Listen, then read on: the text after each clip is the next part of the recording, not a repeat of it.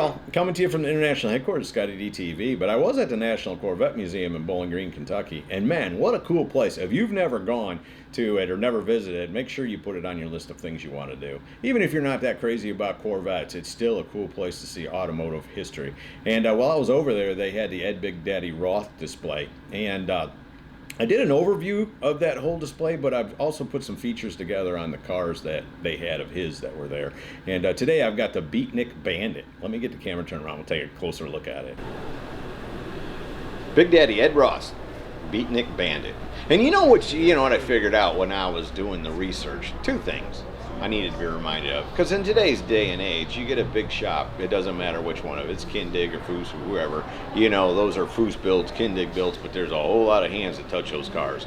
So now that this stuff is famous and historical, there's a lot of people going, hey, hang on a second, it was built under his name, but I actually did it. So, the other thing is that these cars were built just to show, and they tore them back apart, and nobody cared about them. They were just for making models, selling models, and selling Ed's cool t-shirts.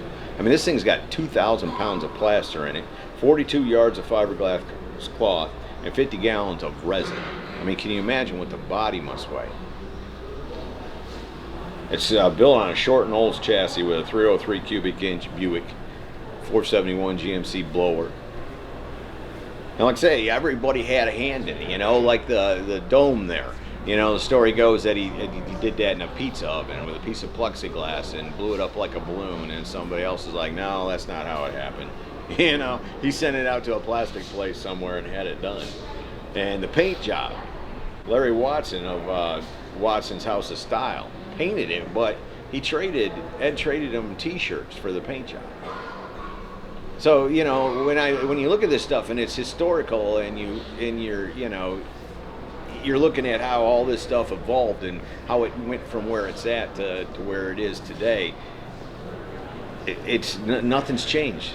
Really, the basis, outside of they don't tear these $500,000 cars apart to build the next one, the budgets have changed in that way. But nobody knows what's going to be successful or going to be big when they're building it. I mean, this car traded hands several times. One time it traded hands for $50. So it was redone in 1985 and brought to this level. It's all driven with the that bar in the middle there. But at the time, it really didn't even have to function. The roof raises up and then you drive it with that bar. Everything, forwards, brakes, left, right, everything's done with that bar. It's on hydraulics. And then the button to raise the roof is where the antenna's at, and I didn't see that, but that's where you push the button to raise the roof to get into it. But again, this car probably you can get in and drive it, but it was originally designed and originally built. All it was about was selling Revell models and giving Ed cool stuff to paint on t-shirts. Because that's where the money was at. And he was an artist, but cars were his canvas. Not saying he wasn't a car fanatic, but that's really how he looked at it.